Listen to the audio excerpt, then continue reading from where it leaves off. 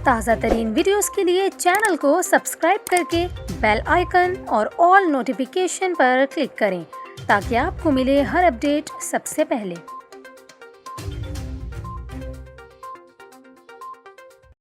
और अभी आपको खबर दें, कराची के इलाके कोरंगी इंडस्ट्रियल एरिया में बिस्किट बनाने वाली फैक्ट्री में आग लग गई। आग गैस के पाइप में लीकेज के बायस लगी। आग को 4 फायर टेंडर के जरिए बुझा दिया गया। पुलिस के मुताबिक कोरंगी इंडस्ट्रियल एरिया में ब्रूक्स चौरंगी के करीब बिस्किट बनाने की फैक्ट्री में आग लग गई। फायर ब्रिगेड का एक फायर टेंडर आग बुझाने के लिए पहुंचा, जिसके बाद आग की शिद्दत देखते हुए मजीद 3 फायर टेंडर आग बुझाने के लिए पहुंच गए।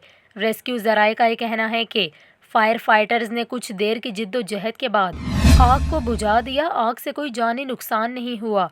आग गैस के पाइप में लीकेज के बायस लगी।